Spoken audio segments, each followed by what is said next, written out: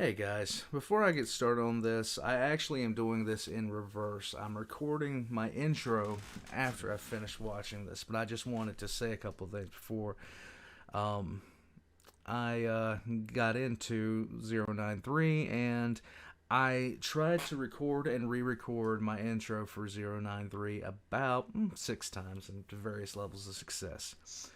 Um, as of yesterday, the channel is over 9,000 subscribers, and I just wanted to take a second and thank everybody again. My community is absolutely awesome. You guys have introduced me into so much stuff, um, including SCP itself. There's so many things, so many interesting things I've seen, and there's so much stuff that I have done. You guys have allowed me to express my creative side more than I ever thought possible. And I actually just finished another lore video, and it's up on Patreon right now. If you guys, if you're Patreons and you go on Patreon.com right now, the new 5-ish is there, and it's for the Groks. Um, there's so much stuff that has happened on this channel, and so much stuff that has happened in my life because of this channel. And I know it seems like once every few months I say something like this, but guys, I don't know what I'd be doing if I wasn't doing this. And it's truly something that I never expected. And I'd like to thank everybody that's ever made a request, everybody that's ever hit like on a video, everybody that's ever subscribed. I'd especially like to thank, Arco, Strider, Icy, Valk. Um, there's Hobbit, of course, but um those first four are the ones that I talk to the most. Of course, you have Demon, you have the Burb of Judge, you have anybody that's ever asked to be a moderator for a live stream or helps me out with anything. Ronnie massively compiles lists of every request that I get. And Hobbit is, to this day, I remember Hobbit being one of the first people that I can remember from way back when I first started this channel. And I couldn't do this without you guys. So thank you guys, and thank you to all my Patreons. 2 years ago, me and my wife wouldn't have had Christmas without the Patreons. So that makes, just know that you guys have had a massive effect on my life. And all I can do is appreciate what you guys have done for me. I've said it before and I'll say it again. I never expected this to get off the ground. I never expected to get over 500 subscribers. In 2 months, I'll go up to 10. I'll be at 10,000. I don't know what I'm gonna do when that happens, but everything being said, you guys are all awesome, and I look forward to doing stuff like this for a long time. I look forward to making new content. I look forward to exploring new things. I look forward to just basically being here and enjoying this with you guys. And I really do appreciate everything that, even just by watching this, even the smallest things like the comments left at videos or sending me messages on Discord. Those have meant a lot to me. And even Prophet messaging me 27 times within a weekend saying that fan has uploaded. But with all that being said, guys, you've had a massive impact on mine and the hospitaler's life, and I don't think you realize how much so. And just know that there's just so much cool stuff that has happened in my life, especially over the past few months. I got my first sponsor. I got my first sponsor arrived a couple of days ago, and I did my first video doing that kind of thing. If you guys want to see more of that kind of stuff, let me know. For the trytreats.com thing, that would never have happened if it hadn't been for you guys. Valk made some beautiful artwork that I now have on. She made the new intro graphic, and we spent she's been amazing. And now I have merchandise because of her. So, and I'm at 9,000 subscribers, and I just don't understand this. I don't understand where this is going. And I don't understand what I'm going to do when I get to where I'm going on this. But all I can say is, guys, thank you for everything that you've done. And I appreciate each and every one of you. Now let's get into watching what I just finished watching, which is SCP-093, which was requested by Dank Plank. And Dank Plank said he's new to the Discord and the channel. Welcome, bud. And you're sure that he was sure that this has been suggested in the past, but really does love his SCPs that are connected to alternate realities, and this is one of the all-time favorites. And after watching it, I can see why. Now I'm going to rewind the clock back about an hour. This video is about an hour long. It's done by TheVolgun, who does excellent stuff. The author of this is amazing. I hope you guys enjoy. And again, from the bottom of my heart, guys, thank you. Because this channel means a lot to me. And the people involved in it mean a lot more. And I'll catch you guys at the end. Bye. Well, no, not bye. You guys. I'm an idiot. I am an absolute moron. Good afternoon, everyone. It's good to be back. I was off doing something that was... So, lovely. Don't ask me, please. Thanks. Anyway, let's get on to today's lesson. This is a long one, folks. You may or may not have heard of this skip, but today we're going to be learning about SCP-093. Object Class Euclid. Special Containment Procedures. Oh my god, I'm such a boomer. I am such a boomer. Sorry, guys. Boomer moments are in the comments. Testing document SCP-93-T1 for outline of testing conditions. SCP-93 must remain on a mirror at all times and under video surveillance.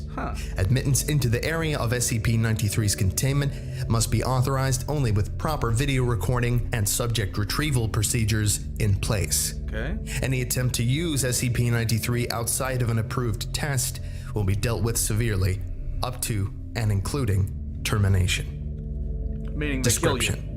SCP-93 is a primarily red disc carved from a stone composite resembling cinnabar, with circular engravings and unknown symbols carved at 0.5 centimeters depth around the entire object.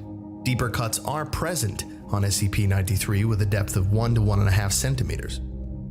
SCP-93 is 7.62 centimeters in diameter and fits comfortably into most palms without abrasion. SCP-93 will change hue when held by a living individual. The colors taken by SCP-93 are still being researched to establish a link. Current beliefs hold that the changes depend upon regrets carried by the holder. If SCP-93 is removed from a mirror and not held by a person, it will seek out the nearest mirror-like surface. SCP-93 has been observed to travel in the largest possible circle while rolling, building up phenomenal speed. The mechanism of this acceleration is currently unknown. If an obstacle is between SCP-93 and the nearest mirror-like surface, it will use this momentum to punch through the obstacle and continue on its course at this speed. It will only stop when a mirror-like surface is contacted. Despite tremendous impact velocities, no damage will be dealt to SCP-93 or the mirror. Additional notes. No records exist to clarify the nature of SCP-93's discovery or presence in the Foundation. See SCP-93-OD. Since no records exist explaining SCP-93's method of containment, a test procedure was initiated to establish why mirrors must be used to contain it. The results of SCP-93-T1 led to the discovery of living beings holding SCP-93 being able to move through mirrors, and the series of tests in SCP-93-T2 to ascertain the destination reached through this travel. Now, what I just read was revised. The original documentation is as follows. Okay. SCP-93, Object Class Euclid. Special Containment Procedures. Item SCP-93 is to be kept on a silver-lined mirror on a 0.3 by 0.23 meter pedestal at least 1.22 meters off the ground in Containment Cell Block. Object is not to be contained in areas exceeding 3.66 by 3.05 meters, nor placed on mahogany, pine, cherry, or aluminum pedestals above or below level 1 of containment cell block. Object can be handled safely, albeit gently, without consequences. Tests and consequences thereof involving containment conditions can be viewed in section B35.1 of the attached report. Okay. Description. Object was found on the shore of the Red Sea, 30th of January 1968, emitting a low sigh and a dim blue gleam. Its color has since turned into an orange mix of red, only emitting a hum of varying volume whilst in the presence of female examiners of ages between 34 and 41. Okay. SCP-093 resembled the documented blue for 54 minutes, 34 seconds at 1:23 on the 26th of April, 1986. Coincidentally, when the body of 194-9834 was discovered in a research facility, was that a D class? Ties between 194-9834 and SCP-093 remain inconclusive, and effects of prolonged exposure to 93 remain unknown, except for infrequent reports of periods of calmness, and in the case of 242-0049, as periodic waves of depression, loss of balance, and thoughts of suicide. These feelings have reportedly not exceeded 11 days in duration. Objects seem to react to the presence of 242-0056 by turning light violet for no more than 2 minutes, 9 seconds, as documented on the 12th of March, 1993. Okay. Effects of this reaction remain unknown. Additional notes. Origins of 93 remain unknown, and documents of recovery of 93 have since been destroyed in a fire in a research facility. 9th of December, 1989. Reports on the feelings of researchers who handled 93 have remained inconsequential since the 19th of April, 1995. Okay. Moving on to SCP-93 T1 Containment Test. Testing of SCP-93 against conditions set forth for existing containment procedures to assess. I'm already liking this one. This is hitting a whole bunch of marks with me. Viability of continuing such containment, beginning with changing the type of mirror used as a position of rest. Mirrored surface, brass frame, retail grade mirror. SCP-93 rests without activity when placed on the mirror. This test alone removes the need for costly silver or wooden containment systems. Okay. Standard grade table. SCP-93 turns upright and begins to roll across the table surface in one direction, making a U-turn and rolling to the other, completing an oval shape and repeating this action until a mirror is brought into its vicinity, at which time SCP-93 rolls toward the mirror and lays flatways against it, sliding towards the center. It is noted that despite the grainy feel of SCP-93, it does not mark the mirror in any fashion while moving across it. Nice. 2 mirrors at either end of a standard grade table. SCP-93 gravitates toward the closer mirror, regardless of orientation, and makes no distinction between different types of mirrors, favoring a factor of distance above all else in choosing the mirror to move to. A mirror held by a person and moved around. SCP-93 follows the mirror as it moves, gaining speed until a maximum velocity is reached. At any velocity, the impact of SCP-93 against a mirrored surface results in no damage to either object. A person holding SCP-93, placing it on a mirror. This test was accidental, the result of one of the staff tripping the other after some debate about who would be covering the lunch tab. As a result of the behavior of the researchers, it was discovered that a person holding SCP-93 and placing it against a mirror will in fact move into the mirror. Okay. Addendum. Containment testing discontinued after establishing that SCP-93 requires only a mirror to rest inert. Testing on human interaction with mirrors while holding SCP-93 authorized by Dr.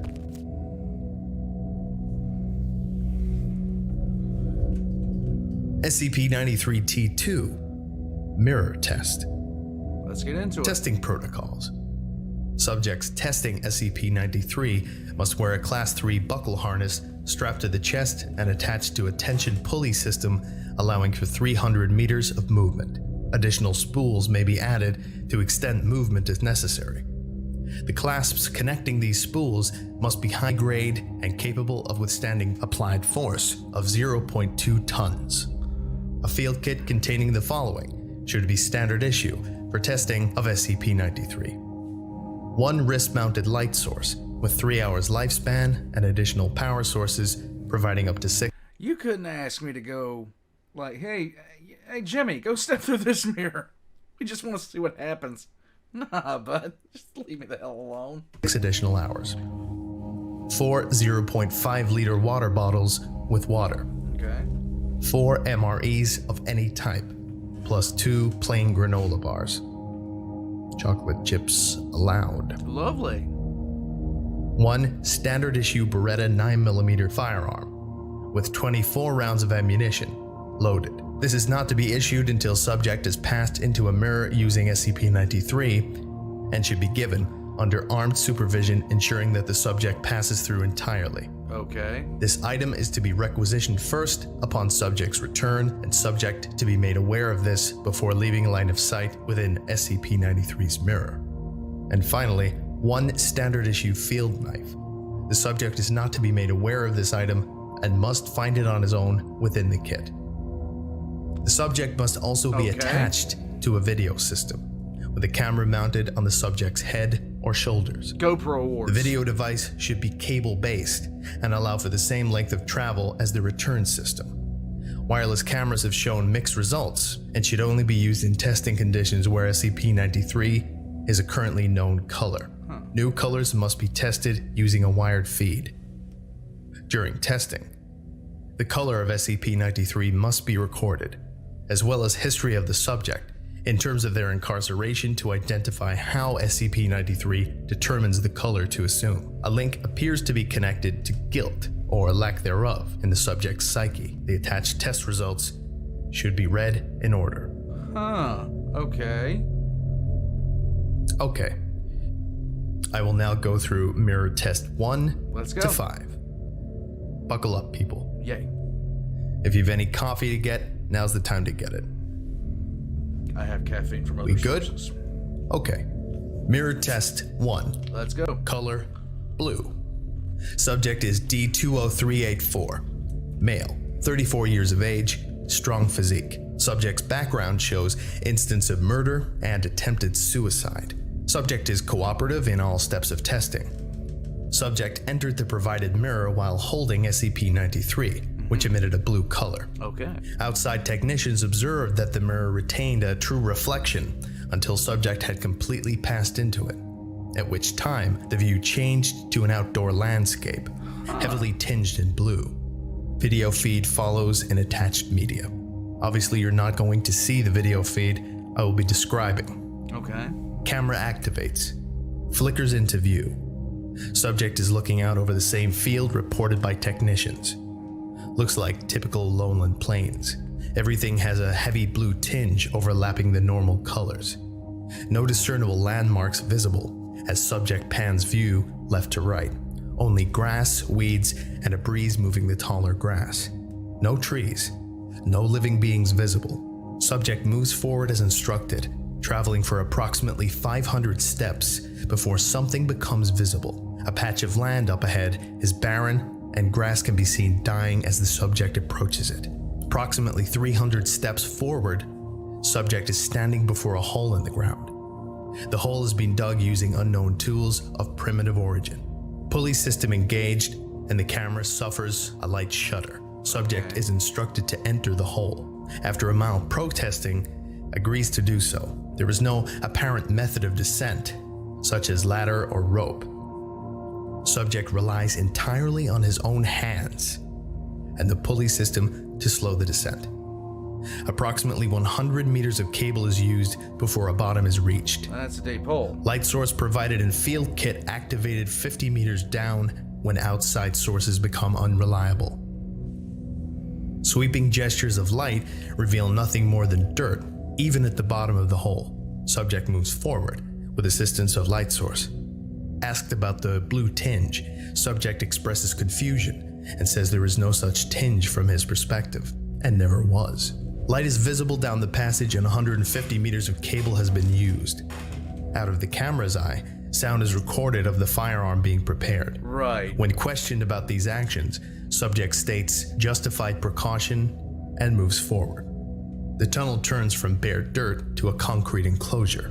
Subject complains of a stench. The light source is revealed to be ceiling light fixtures, a series of which with less than a quarter broken while all others function. A series of 6 doors, 3 to a side, span before the camera view with the 7th door visible at the end of the corridor that has been blocked by what looks like generic metal shelving debris. Debris shows sign of rusting and is typical of retail store units, suggesting other human presences. Okay. Subject requested to try doors in whatever order he chooses. Subject tries first door on right, door is locked, does not open. Second door tries to open but does not budge. Unlocked but blocked by something. Okay. Closing second door. Third door is tried. Same results as first. Going up the other side, the third door does open fully and light is bright in the room. Portable light switched off at this time as subject pans camera to inspect the room. Room is bare, no contents, but walls are filthy. Subject states material on walls isn't dirt, but he can't identify it. Seems to resemble melted plastic, but is brown in color rather than black. Okay. Door is closed. Second door on left has no handle, does not move when pushed. The hole where the handle was is plugged by an unknown material. All doors are shaped in such a way that nothing can visibly escape from the sides, and space for movement is too thin to look through, even at ground level. First door on the left hand is locked, but part of the key is present in lock from stem to the ridges. The back has been broken off. With effort, subject manipulates key to open door and immediately begins coughing, complaining of a stench. Walls of room are clean, as is floor. Ceiling is coated in the same strange brown material as the third room. In this room, there is a makeshift cot made from aged blankets with a pillow, a wooden crate containing open boxes of what appear to have been foodstuffs. Language appears on video as squiggles. However, subject states that they simply read cereal. A second crate in the room contains what appear to be empty water bottles that have dried out. A book lays next to the cot, closed, no title or identifying marks. So far to him inside, everything appears normal. There doesn't appear to be blue tint, and the language appears to be something that he can understand, but doesn't appear to be able to be understood by anybody outside of his situation. Okay. On the wall is what appears to be clipped articles, but language cannot be read. Subject asked to remove clippings for retrieval.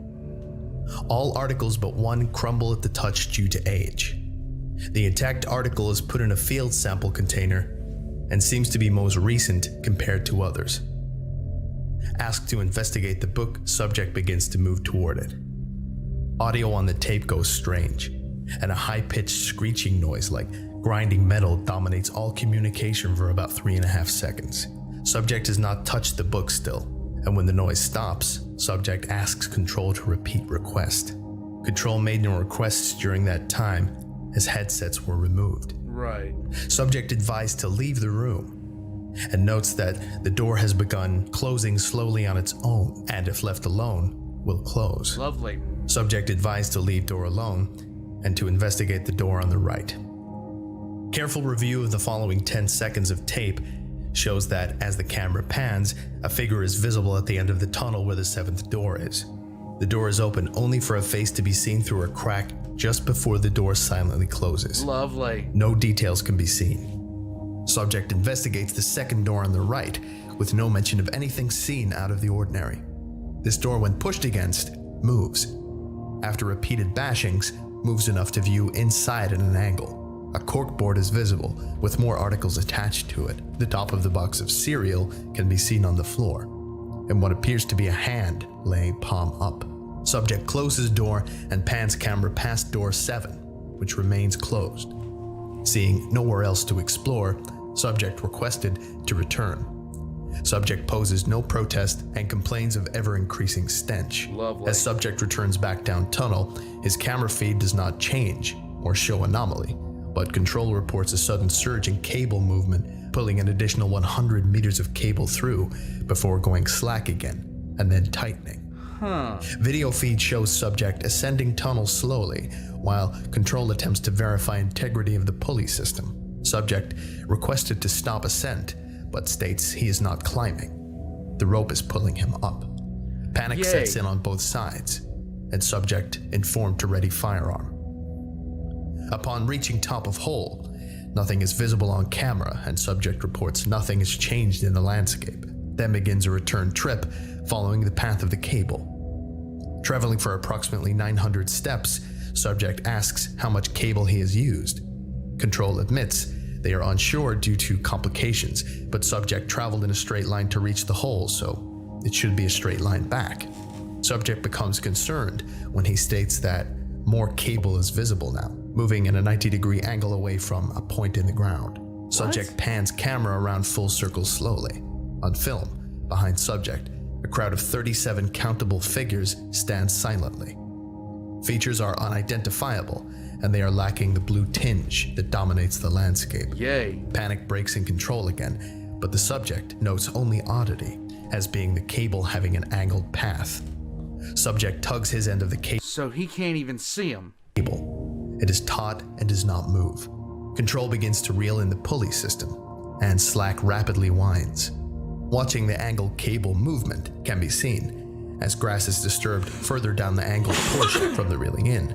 Then the line vibrates as it meets resistance and emits a twang from the recoil. Subject's camera pans back along the length of the cable, which now appears to be slowly allowing more slack, before suddenly all slack is returned and pulley system begins again.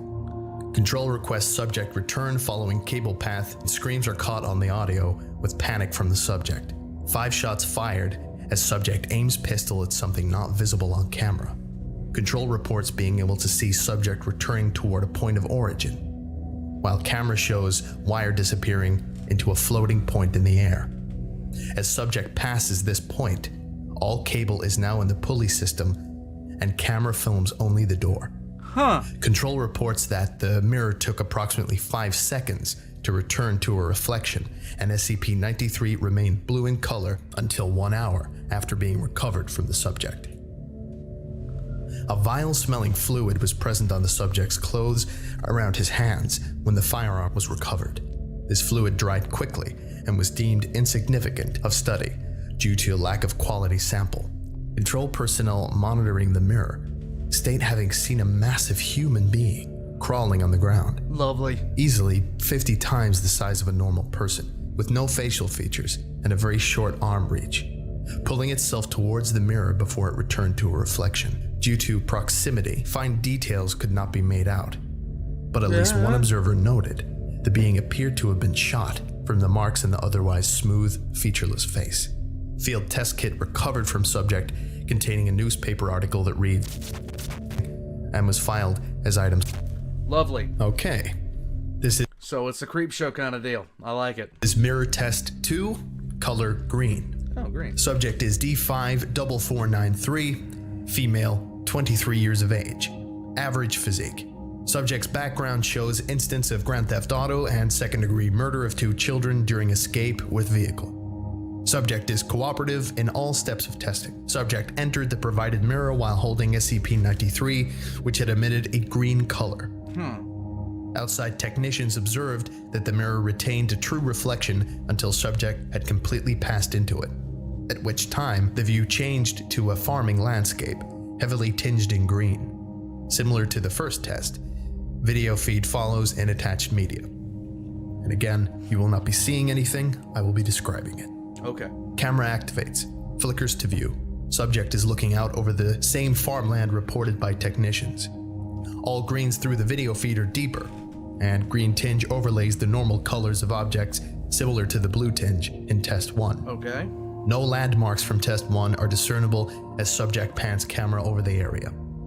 Present is a field, long abandoned, in the middle of which stands the remains of a scarecrow of unknown design. Fragments left are rotted and torn. nothing grows in the tilled land. A farmhouse is visible to the right of the field, large, 2 stories. A basement shelter entrance is visible at one end. Subject prepares her sidearm immediately and is asked by Control to relax before proceeding, her heavy breathing dominating the audio feed. Yeah. Subject takes a few minutes and announces that she is fine, and then proceeds as directed to walk the perimeter of the farmhouse. Children's bicycles, 2, a boy and a girl's, lay against the house near the shelter doors. One of the doors to the shelter lay in the grass, torn from the entrance, as evidenced by splintering wood.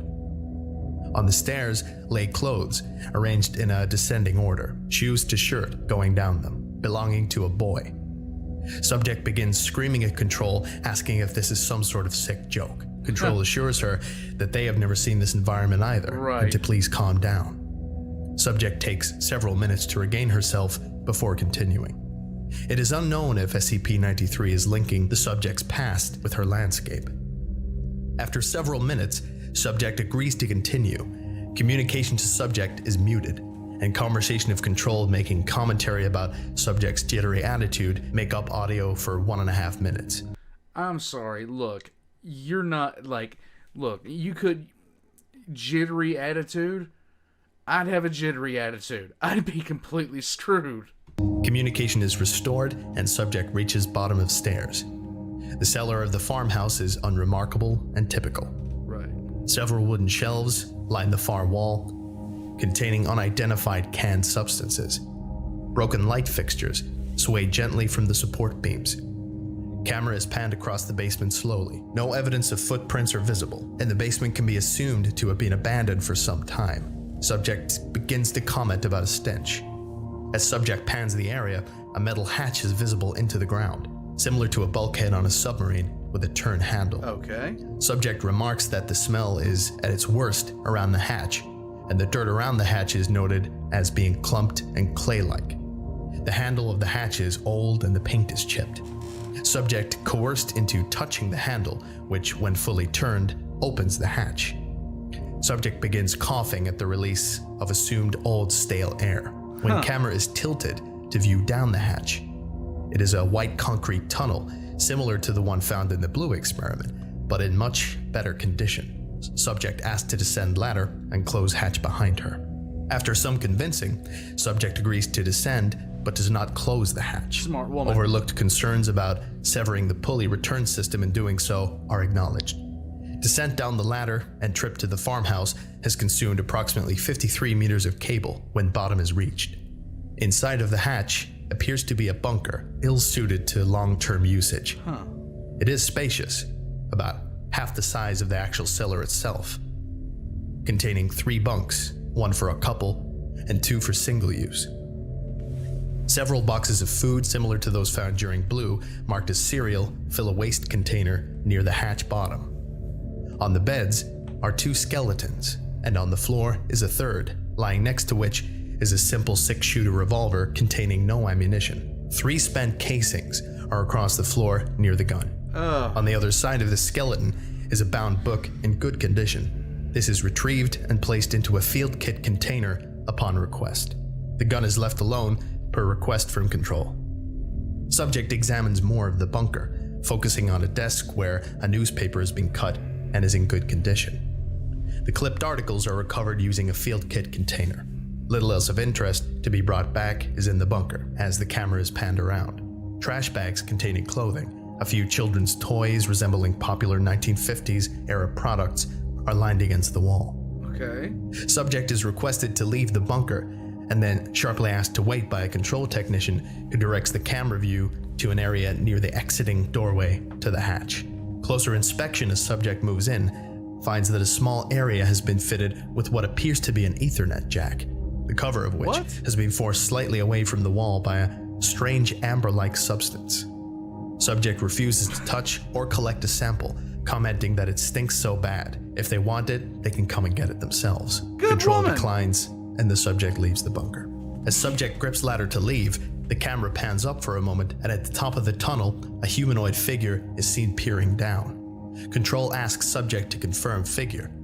Subject states nothing is up there and begins to climb. Figure draws out of camera view after first rung is touched by subject who ascends without incident.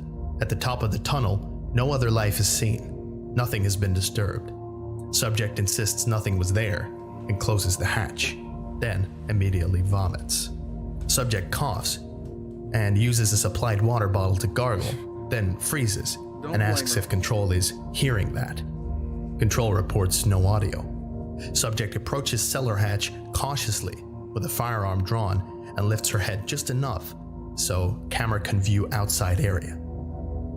In the distance, approximately 700 meters from farm, two massive humanoid beings are crawling across the landscape. Lovely. The entities do not notice the subject, who remains quiet, but whose drawn sidearm is visibly trembling.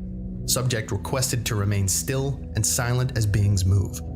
They are featureless, facing at an angle, moving across the field of vision so the faces are only visible for a few moments. During this time, it is clear they have no facial features. The arms they use to drag themselves are short at times and long at others, So it's stretching out to varying lengths each time they move. There is no rear area to the beings. All bodily design appears to end at the torso. The two creatures take approximately 10 minutes to disappear into the distance before the subject begins to panic and begs to return. Request declined. Oh, God. Subject instructed to enter the home from the cellar and not to leave the home under any circumstances. The first floor is entered through a hatch in the ceiling floor that opens with rusty creaks that cause subject to pause for 37 seconds before continuing upward and entering a kitchen. A heavy layer of dust coats all items in the kitchen. The refrigerator is left open. All food is spoiled. Adjacent to the kitchen is a living area that subject enters slowly. There is a recliner, a couch, a television of all 1950s style design. In the recliner is a laptop whose case resembles a 1950s decor and is coated in heavy dust. Opening the laptop reveals the last moments of its operating system, Faithful OS, leaving a standby mode and immediately shutting off. Laptop has no external power source and will not power back on. When asked to recover the laptop, it brings the cushion of the recliner with it, the two stuck together. Subject advised to leave the laptop where it is. The inside door leaving the home is nailed shut with thick wood planks. No attempt made to interact with these. Camera view pans to a staircase leading upstairs. Subject ascends the stairs without being asked, and the stairs remain silent to Control's surprise. When subject reaches top of the stairs, a hallway with two doors is viewed, one on each side. At the end of the hall, a dumbwaiter is inlaid into the wall. Subject opens door on left on her own, which opens to a master bedroom. The bed is neatly made, but the wardrobe next to it is thrown open, and clothes are everywhere on the floor. Subject finds laid out on the bed several pieces of jewelry and is informed to leave them. Subject begins to protest, then comments they stink and leaves them alone. Promptly leaving the room, subject is asked to open second door. The second door opens and gives a view of a shared children's bedroom, obviously boy and girl, given the types of toys and clothes scattered on the floor. There is also a window, which subject approaches and wipes with a curtain to clear dust. Subject requested to move camera to window and does so. The farmland is visible, approximately 40 kilometers from it, at best guess, a city. As the camera starts to draw back, it pans down and films the area around the house. Approximately 300 figures, similar to those from the footage captured during Blue Test, are visible around the home. Lovely. All staring up. The subject asks to confirm figures, but states nothing is there. Subject requested to return and quickly agrees. Egress from the house is uneventful. Pulley system shows no erratic behavior. As subject returns to point of pulley wire's origin, a loud groaning noise causes the picture to reverberate. Technicians at Control report they were also able to hear the noise and experience the vibration. Subject returns through point of origin without investigation, and mirror returns to reflective surface. SCP-093 relinquished. Video ends. She made it back. Returned newspaper fragments filed as... I like that class. We are moving on to Mirror Test 3, color violet. Okay. Subject is D84930, male, 21 years of age, average physique. Subject's background shows instance of second-degree murder of a police officer during a drug bust. Normally, this crime, while severe, would not qualify a person for a sentence that would end up with us, but the murder of the officer was especially brutal, and excessive violence was used.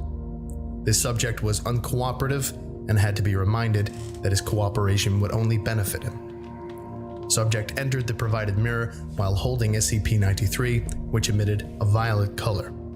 Outside technicians observed that the mirror retained a true reflection until subject had completely passed into it, at which time the view changed to a cityscape, urban, lightly tinged in purple, similar to the first test. Video feed follows in attached media. By now, you know the drill. Camera flickers to life and pans around the area. Subject is in what appears to be a modern downtown district, similar to a city like New York. The streets are mostly bare, except for a few cars of unknown make or model. Lovely. These cars look highly advanced and streamlined. Subject attempts to look into car windows without being instructed, but backs away, remarking there is a rank-ass stank coming from the areas around most of them. Subject is persuaded to move closer to one car and does so with coughing, wiping off a window which is covered in dirt. The inside of the car appears to be completely filled with a strange brown matter. There is nothing at all visible other than the brown matter. The other two cars produce the same results. However, a fourth vehicle seems more recent than the others, and the insides are immaculate. The doors to this vehicle are also unlocked, and the subject gets quickly inside and shuts the doors. Subject is chastised for his behavior by Control, who reminds him his lifeline is nothing more than a cable, which is sturdy enough that closing a car door does not injure it, but they cannot recover a person in motion. Subject argues with Control over this issue and pans the camera across the dashboard, pointing out he couldn't drive away even if he tried. The dashboard is void of any recognizable controls. No ignition, no steering. It has several small blank screens that are theorized to be a GPS system. Subject remains in the car while Control discusses how to proceed, since the cityscape is far larger than the previous test destinations. Control debates this issue while Subject stares around the cityscape from the car.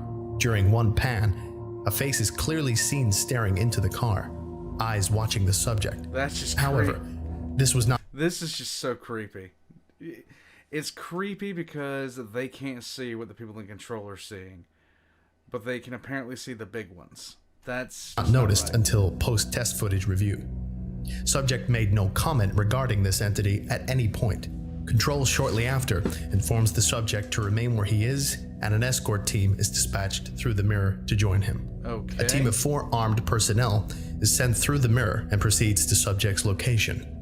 Subject is instructed to remove his harness, which is recovered. This subject's video feed then ends and is replaced by a wireless unit by the escort team. The video quality on this unit is subject to more interference, but in order to mark the mirror exit, a receiver system is placed through the mirror.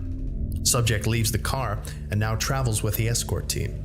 Given the myriad of possible options, they are instructed to simply move to the closest building and attempt to enter it. This building has etched glass doors bearing the name XEA Research Partners Incorporated, and the doors are ajar. Okay, so they can actually read that, where they couldn't read the stuff before. Okay. A magnetic lock system is present, but has lost power. Team enters the building and main lobby. This area resembles a stereotypical corporate lobby. There is a C-shaped receptionist desk with a chair pushed far from it, as if it was left in a hurry. A PC terminal is at the desk as well. Team approaches the desk and the camera bearer is instructed to examine the PC. The unit does appear to have power, and Faithful OS appears on the screen, requesting a login and password. A keyboard is present, but is remarkably slim, with touch-sensitive keys rather than press-down keys. After one failed attempt, the lock screen replies that maximum attempts have been exceeded, and the PC turns off. Lovely. No actual tower or power button can be located, so team moves forward. Behind the reception desk are 2 elevators, one to the left and one to the right, with similar touch-sense keys. The elevator on the left is broken, the door open, and the shaft empty. The elevator on the right appears to be functional and has power. Without a clear destination, the team is instructed to proceed to the highest floor to get a lay of the city.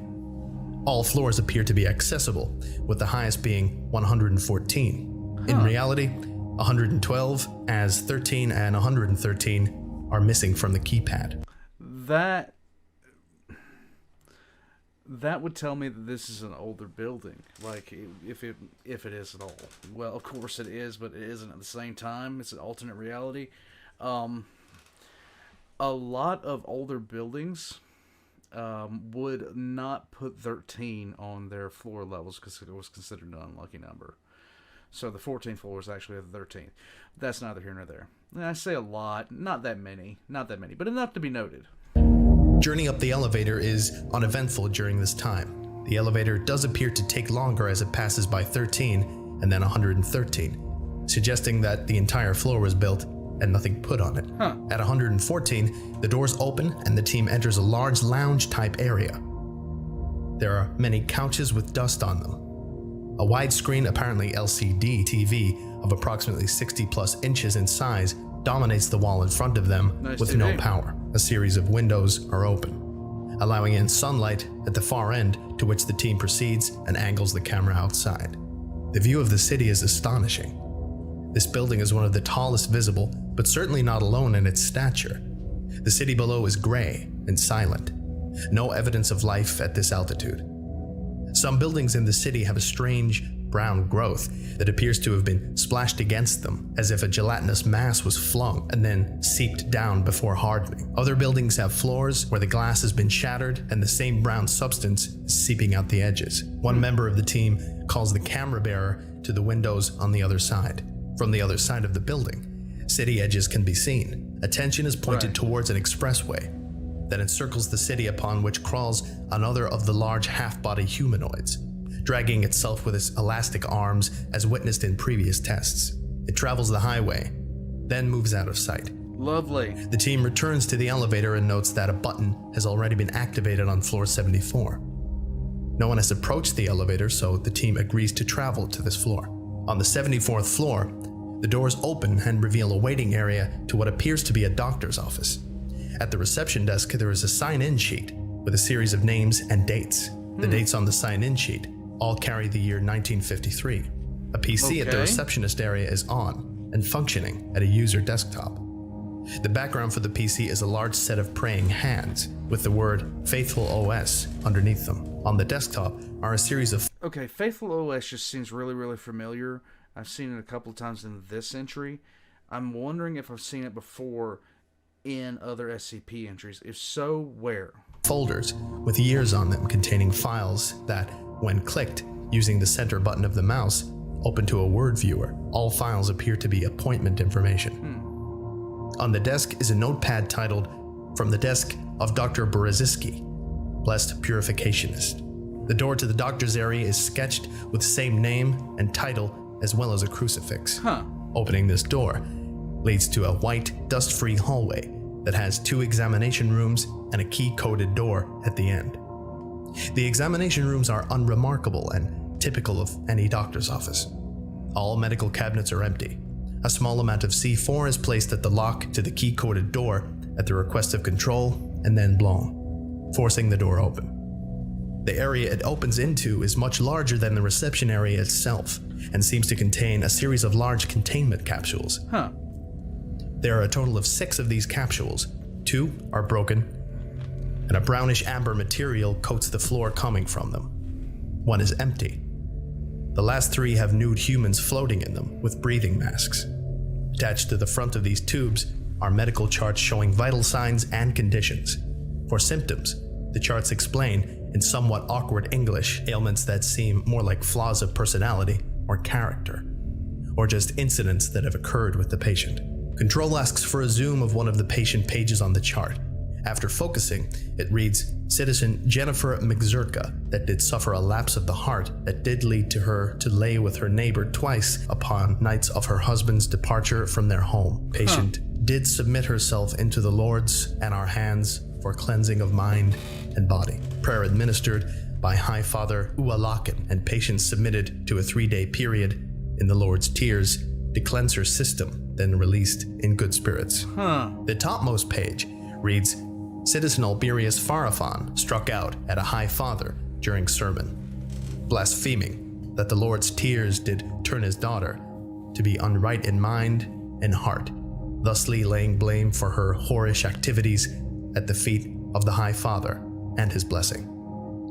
With no proof of these blasphemies, the forgiving judge and the punishing judge did agree that Alberius Farafan should bathe in the Lord's tears himself for a week, to be cleansed of mind and soul, thus to prove his daughter's ways are fault not of the Father's hands, and to give him peace of self.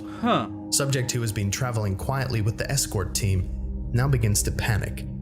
The camera pans to focus on him, and he is surrounded by entities similar to those witnessed in the first two tests. So he can see Escort them. team reports in that Subject is having a panic attack, but Control requests them to stand still and wait. Subject screams at the entities, which are denied to exist by Team Commander, stating Subject is alone in the corner. Control requests that one team member be dispatched to approach and recover the Subject. The escort team member approaches the Subject as ordered.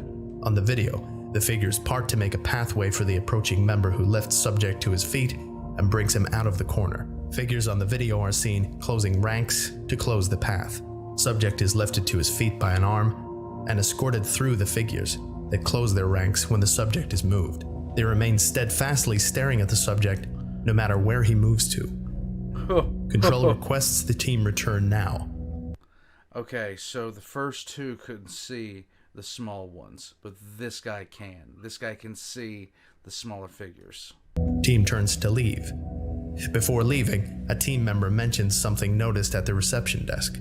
A binder labeled The Lord's Tears. Control requests binder be returned as well, and is stowed into Subject's field kit.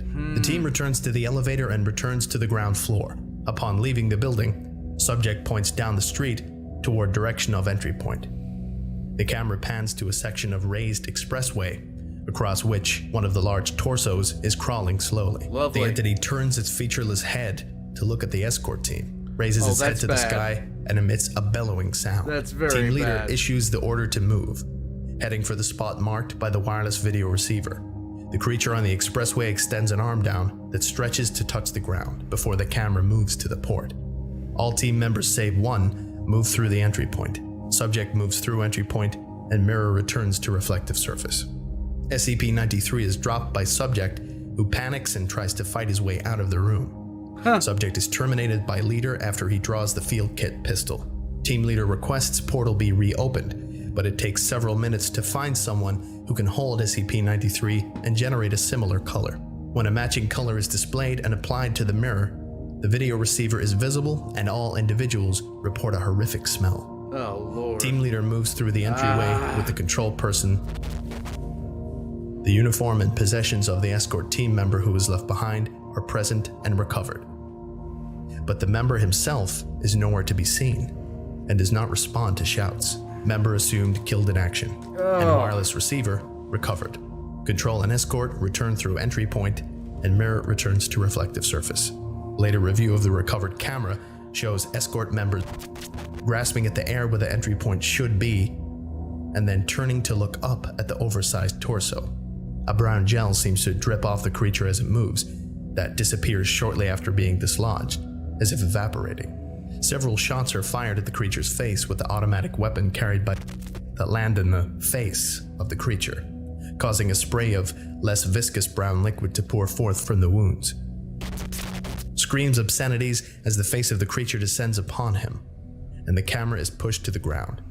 Camera feed remains dark for approximately 65 seconds before light comes back, and the camera films the creature crawling back to the expressway and God. I would never want to be in a mobile task unit. I would never want to be a D-class. Never. Just under no circumstance. pulling itself onto it, and then crawling in the direction it was originally headed, believed to have been absorbed by the creature and perhaps digested. This may have been an example of how these unknown entities feed, by direct contact with living material. Right. Further study is recommended to be avoided on this issue. Returned ledger filed as... Okay, this is mirror test 4. Mirror test Color 4. yellow. Yellow. 1 second before I get started on this. I'll be right back. Alright, here we go. Yellow time. D-class subjects no longer authorized for testing. Lovely. Testing focus has been shifted to data collection after analyzing the articles brought back from the previous 3 tests to better understand the fate of the world accessed by SCP-093 and determine if safeguards or practices are required for our own world. Analysis of the brown fluid on the clothing of the lost escort team members has been filed with other recovered articles. Dr. has volunteered for this test as, out of the possible candidates, he was able to cause SCP-093 to undergo a new color change. There is no evidence of Dr. background of any illegal or criminal behavior, nor of any psychological problems. When presented to the mirror, the view changed to that of a cubicle office environment. For this test, Dr. opted to use the wireless video system and forego the pulley return system, stating he was confident he would be safe as none of the torso creatures had been witnessed within a building where the mirror's destination showed. I still wouldn't Video go. feed commences after Dr. has crossed the mirror. As with prior tests, SCP-093's current color, yellow, tinges all video material. Camera flickers to life and pans across a series of plain white cubicle constructs. Approximately 30 are visible. At the far end, from the point of entry, is an office module built into the wall with frosted glass walls and a glass door. Dr. approaches this door and investigates the etched writing on it. Senior Manager, Stanley Milovitz. The door is unlocked. International Man of Mystery. Dr. enters the office and examines the desk. A coffee cup is on the desk. A dark brown stain covering half of the inside as the liquid evaporated. There is a donut on a plate, which Dr. picks up and lobs at a wall. On impact, it thumps like a rock and falls. A file cabinet in the corner of the room draws Dr. attention, and he goes through each shelf one at a time, stopping in the second drawer and taking out a file, then going back to the first and taking out 2 others. Continuing to the third and fourth drawers, he withdraws 4 additional files and spreads them all out on the desk. The files are blue filing folders. He points with his finger and camera at a symbol on each of praying hands, stating aloud for the camera that all other files are stored in yellow folders. The blue folders are placed in his field kit. Camera attention is turned to the PC on the desk that is logged in and functional. Dr. comments aloud, wondering where these devices are getting their power from, as he has noticed no power outlets. This PC's desktop contains the logo of Faithful OS and even has sounds. Clicks of the mouse followed by soft hymn-like hums, and opening of icons followed by angelic bells. The PC fails to yield any useful information to Dr. who abandons it and leaves the office. Approaching the other end of the office, Dr. presses a button on the wall for the elevator and enters, finding he is on the 34th floor of a building, having an unusual number scheme. The keypad layout goes from -115 to 115 and includes all floors. Before pressing a floor button, Dr. requests that the wireless video transponder be moved to the elevator and replaced with a construction cone to mark the entry point. A second transponder unit is placed outside the elevator, and Control is instructed to recover the second unit and seal the test chamber should something happen to him. Lovely. Then, when all is arranged, he presses the button for floor -115. The descent down the elevator is long, consuming 15 minutes. During this time, the camera experiences one malfunction where the image jerks and turns to snow, restoring to show 14 other figures in the elevator with Dr. as the video pans around, all of whom move as he moves to allow him space.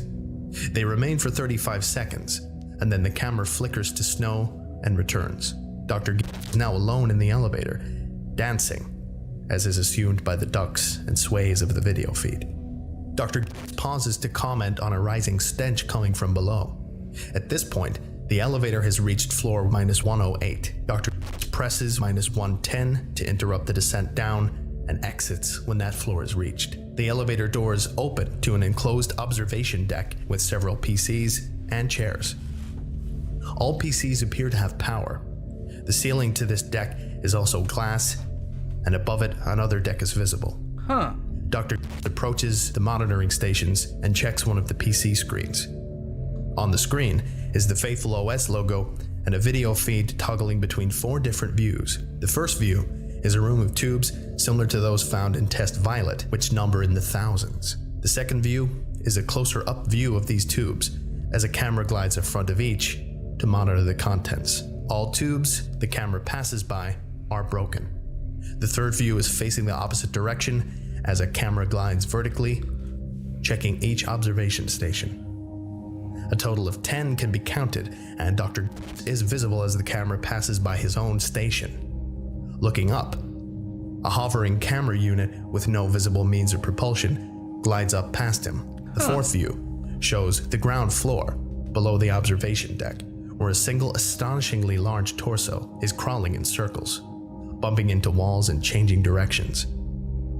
From the camera feed to the creature's estimated size is 6 stories. Jeez. Returning attention to the contents of the PC, Dr. Gears moves the video log aside to see a simple text editor that was hidden behind it. A printout of this text was recovered and filed in the field kit. The printout directed Dr. to a safe on floor 54 and provided a combination. Dr. leaves the observation deck and proceeds to 54 without event. Arriving on a cubicled office floor, he proceeds to the desk mentioned in the document and found a safe hidden beneath a desk undisturbed. The combination provided opens the safe and reveals a notebook filed in the field kit and a peculiar revolver that has been returned as, in addition to the 24 rounds of ammunition found with it. Dr. proceeds back to the elevator without event and returns to 34. Given the sheer number of floors available to explore and the vital information obtained from the observation deck, the test is considered over and the equipment retrieved. Before returning through the entry point, Dr. investigates a terminal nearby that has power and finds it shows the exact same screen as the one on -110 shows. It is theorized that the author of the note installed a network virus to propagate through the building, so any PC on that network would be found and the information discovered. Okay. Dr. returns through the entry point and the mirror returns to a reflective surface. All materials filed with other SCP-93 recovered materials. Analysis of and the ammunition for it postponed for reason that it would require deconstruction of one of the rounds, and they may be beneficial until testing of SCP-93 is resolved. Video ends. Okay. Well, and finally, mirror test 5, color red. Red time. SCP-93 distributed amongst staff until a new color could be generated by contact with it. Service technician was able to cause SCP-93 to take on a fierce red hue. I love mood lighting, you know? I love this stupid thing I got. It's wonderful. And glow, much brighter than the object's normal color. Agreed to assist with a test of SCP-93, per Dr. request, given to technician for use in this test. When applied to the mirror for the test, SCP-93 generates an unknown environment. No color tinge appears present on the displayed destination, which is comprised of red stonework. Technician enters the mirror and the video capture begins. Video flickers to life, and technician, known hereafter as subject, is viewing a large cylindrical pillar that is rotating on its own. Object is of unknown height and appears to be 1.8 meters in width. Holes are distributed throughout the object at seemingly random intervals. On occasion, a beam of white light is emitted from these holes. Turning of the camera finds that the beams are connected to a multitude of objects similar to SCP-93 that are part of the room's wall. The room turns out to be cylindrical in shape with countless copies of SCP-93. Subject turns back to entry point and finds it is a section of the wall that is missing its copy of SCP-93, presumably the one carried with subject. Other sections of the wall on inspection are also found to be missing their copies, leading to speculation that this may be some sort of central array. The subject finds a ladder in the floor while examining the room and proceeds down it at Control's request. The ladder exits into a large clean room full of computer equipment that appears antiquated compared to previously encountered equipment. Large computers running on reel-to-reels are clicking and spinning at various locations. A light bulb of unknown meaning turns on for 10 seconds, then turns off. A large CRT monitor is displaying single words in 8 colors at roughly 5-second intervals. While observed, the words clean, unclean, clean, clean, lost, unclean flash on the screen. Yeah. Proceeding through the room, it ends in a large glass window as another observation deck. This deck looks out over another series of tubes as witnessed before, but far fewer, and filled with blue liquid. What appears to be electrical current dances over many of the tubes at erratic intervals. At least 5 tubes, at first glance, are empty and broken. At the observation window, a keyboard is present on a pedestal, awaiting a selection to be made. The options available on the screen are tube status, which waits for numerical input, reports, situation X549, situation X550, evacuation log, bullshit, agent nice. report, and facility fire plan. The rest of this video was expunged.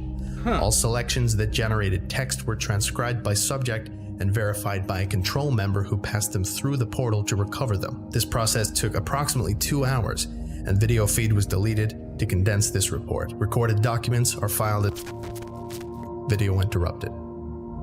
Control lost contact with the subject approximately 30 minutes after departure of control tech. Subject was asked to remain in area and observe the machinery and the containment room and make observations for debriefing. The SCP-093 mirror portal returned to a reflective surface prematurely, and all video contact with the subject was lost.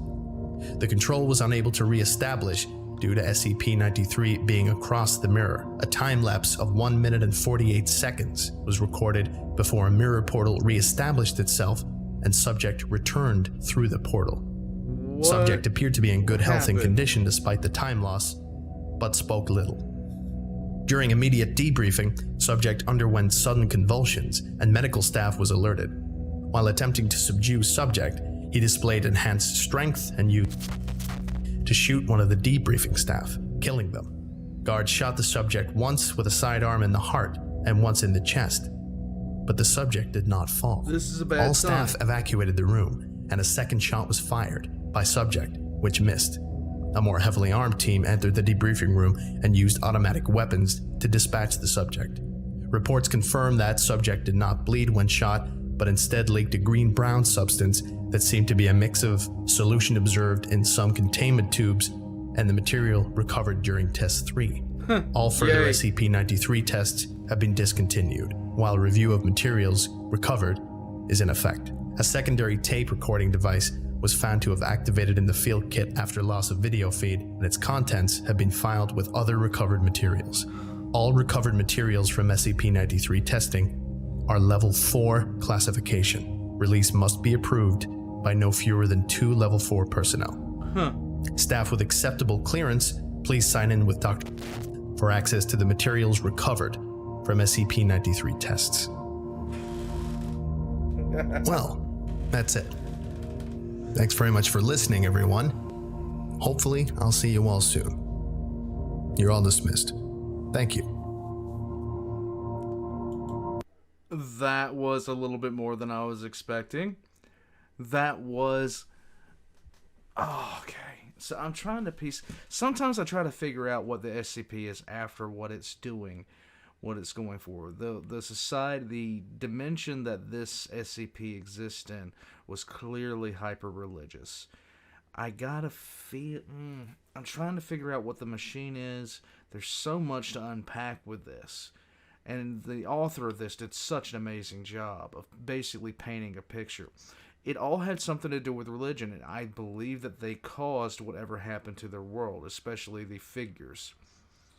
I'm just trying to figure out how it was done. The room with the other instances of 093 in it, though, that's very, very telling because those plates are in other dimensions as well. So this thing gets constantly visited. And I'm wondering if the figures aren't the ghosts of the people within the SCP, within the dimension itself, that were affected by this thing, whatever it would be. But there was a lot of ways that people wound up getting got. The woman got back through. The first guy, he got snatched through a portal. The team member was killed by one of the large creatures, and the scientist returned. He didn't have any effects, it didn't seem. But this last guy lost it. I really wish we knew what happened in that time where the audio recording was at. In any case, that's the Volgun. That's the Red Sea object.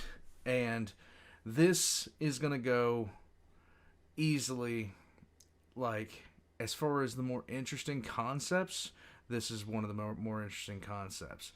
I gotta say that the more I learn about SCP, the more I just enjoy this. One of the things about SCP lore that I was told early on is that the SCP wiki exists on all dimensions simultaneously. So some of these stories are happening within our prime dimension while others are happening in other dimensions, which I think is pretty cool. It's also a good way to get out of certain subjects like, this one where you have multiple dimensions interacting at the same time. This was excellent. I enjoyed it. Now, aside from everything, God, that was a lot. And I am so glad I have mood lighting now, guys. That made my day.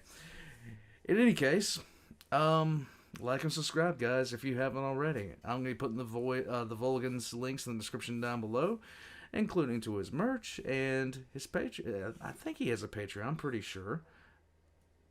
I'm an idiot if I can't remember this, and I'm an idiot, and so you guys know this.